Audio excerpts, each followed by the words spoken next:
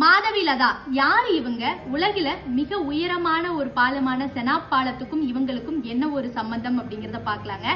உலகில மிக உயரமான ஒரு பாலம், ஈஃபில் டவரை விட உயரமான ஒரு பாலம் நம்ம இந்தியால ஜம்மு காஷ்மீர்ல ரியாசி மாவட்டத்துல கட்டப்பட்டிருக்குங்க. அது பிரைம் மினிஸ்டர் நரேந்திர மோடி அவர்களால திறந்து வைக்கப்பட்டுச்சு.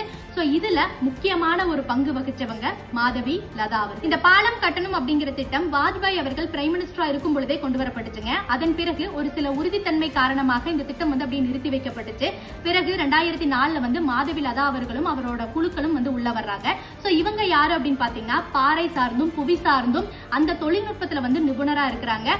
இவங்க உள்ள அந்த பாறையும் அந்த புவியும் எந்த மாதிரி இருக்கு, இந்த இடத்துல எந்த மாதிரியான கட்டுமானங்கள் செய்தா சரியா இருக்கும் அப்படிங்கறத கிட்டத்தட்ட 17 ஆண்டுகள் முயற்சி பண்ணி உலகிலே மிக உயரமான செனாப் பாலத்தை கட்டி முடிச்சிருக்காங்க மாதவி லதா அவர்களும் அவர்களுடைய குழுக்களும் மற்றும் பலரும். இந்த பாலம் கட்டுறதுக்கான இடத்துக்கு போறதே பெரும் சவாலா இருந்திருக்குங்க. குதிரைகள் கழுதைகள் மூலமா தான் போய் அதற்கான ஒரு தடம் அமைத்து அதன் பிறகு இந்த பாலம் கட்டப்பட்டிருக்குங்க.